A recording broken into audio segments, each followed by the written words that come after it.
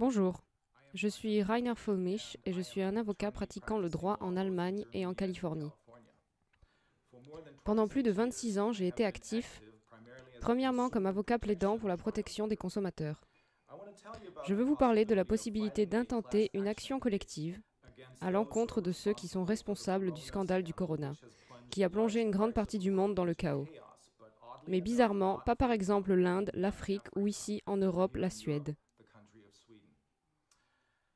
En tant que l'un des 4 membres de la commission d'enquête allemande sur le corona, j'ai écouté des experts en droit médical, économique et d'autres du monde entier, répondant à nos questions comme à quel point la prétendue nouvelle souche du coronavirus est vraiment dangereuse,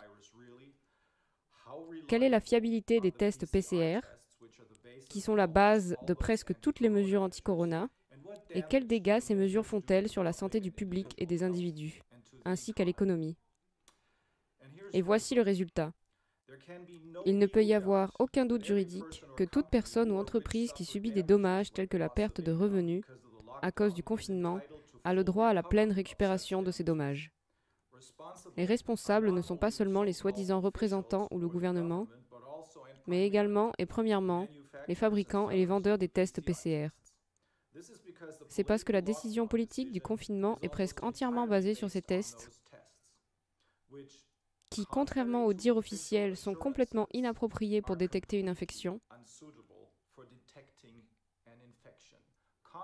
Contrairement aux dires officiels, ils sont complètement inappropriés pour détecter une infection. Le test PCR n'est en fait même pas autorisé ou approuvé à des fins de diagnostic.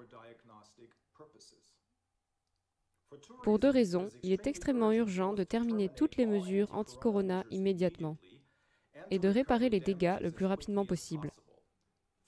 Premièrement, il n'y a pas de mesures juridiques factuelles et encore moins de mesures juridiques valables, y compris les masques faciaux, et deuxièmement, à cause de ces mesures, pas à cause du coronavirus, la plus grande vague de faillites de tous les temps menace actuellement l'économie mondiale.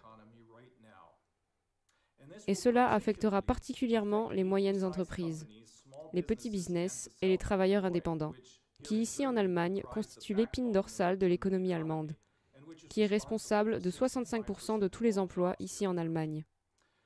Toutefois, comme nous le savons ici en Allemagne grâce à des années d'expérience judiciaire, dans les cas de déséquilibre dits structurels, cela signifie de petites entreprises, des investisseurs, des consommateurs poursuivant des sociétés frauduleuses telles que Deutsche Bank, Volkswagen et plus récemment Wirecard. À cause de cette expérience ici en Allemagne, nous savons que la justice allemande n'a pas l'indépendance politique nécessaire pour appliquer la loi à ces acteurs politiquement et économiquement puissants.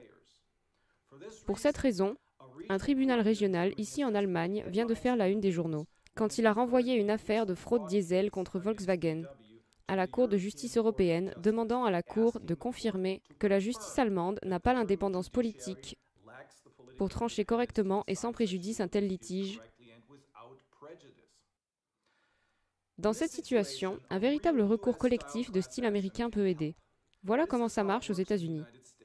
Si un grand nombre de personnes ou d'entreprises souffrent du même type de dégâts, par exemple dommages monétaires dus à la perte de revenus, en raison du même comportement ou de la même infraction, le confinement, un tribunal peut permettre que les affaires qui en résultent soient jugées dans le cadre d'un recours collectif.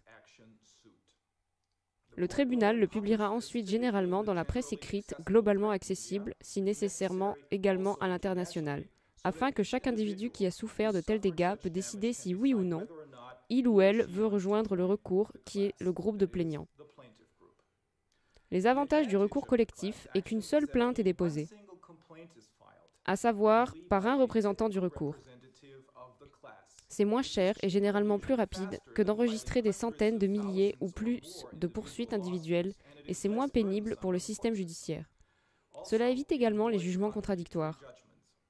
Plus important, la loi américaine de la preuve applicable, la soi-disant découverte, aide énormément. Cela exige que toutes les preuves pertinentes pour trancher le litige juridique doivent être produites et mises sur la table du tribunal, contrairement au procès allemand qui est avec un déséquilibre structurel,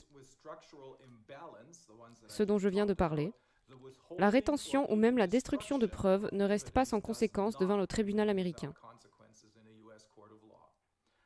Contrairement à ce qui est une pratique légale ici en Allemagne, une partie qui retient ou même détruit des preuves peut facilement perdre l'affaire, parce que le tribunal peut rendre un jugement par défaut contre cette partie. Aux États-Unis, ça l'est, pas ici en Allemagne. Comment cela fonctionne dans la pratique est peut-être mieux expliqué à travers un cas dans lequel j'ai représenté une femme allemande il y a de nombreuses années. Ma cliente a subi de graves dommages en raison d'un implant mammaire en silicone défectueux. Elle a subi une reconstitution mammaire après un traitement contre le cancer. Des implants mammaires fabriqués par Doe Corning ont été utilisés pour cela. Ces implants étaient défectueux car ils fuyaient et causaient de graves dommages, non seulement à ma cliente, mais également à l'enfant dont elle était enceinte. Bien sûr, ma cliente n'était pas le seul parti lésé. Donc, parce qu'il y avait plus de 170 000 personnes blessées de la sorte, le tribunal a autorisé un recours collectif et a informé tous les plaignants potentiels de ce recours collectif dans le monde entier, par le biais de publications dans les médias généralement accessibles. C'est ainsi que ma cliente a été au courant du recours collectif, m'a contactée et je l'ai aidée à faire valoir sa demande de dommages et intérêts. Depuis que le premier test PCR allemand, poussé par le docteur Drosten de l'hôpital de Charité de Berlin, est produit et commercialisé par une société allemande sous le nom de Tibmolbiol, était dans les recommandations de l'OMS, également l'un des premiers tests à être commercialisé dans le monde entier, y compris aux États-Unis. Les tribunaux américains sont compétents pour engager une action collective contre Drosten, Charity, Tibmolbiol et l'OMS.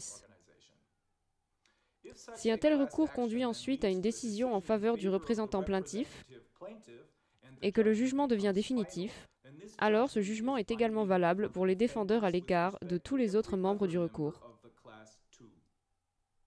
Maintenant, l'objectif politique principal de notre commission du Corona est d'entamer le débat scientifique public attendu depuis longtemps sur, entre autres, le véritable danger que représente le virus, la fiabilité des tests et surtout les dommages collatéraux causés par les mesures anti-corona, tant du point de vue sanitaire qu'économique.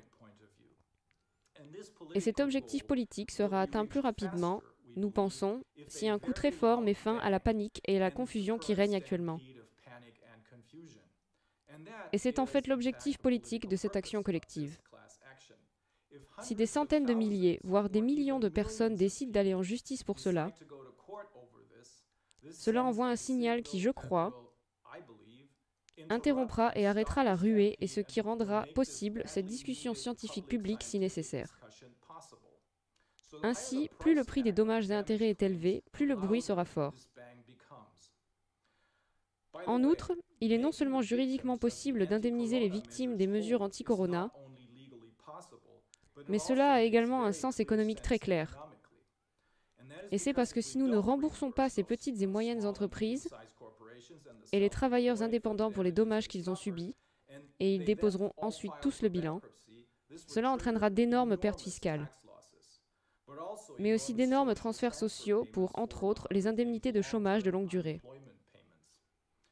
Et cela coûterait de toute façon beaucoup plus cher que d'indemniser les parties lésées maintenant et de mettre immédiatement fin à ces mesures, afin que les parties lésées aient une chance équitable de redémarrer leurs activités. Merci.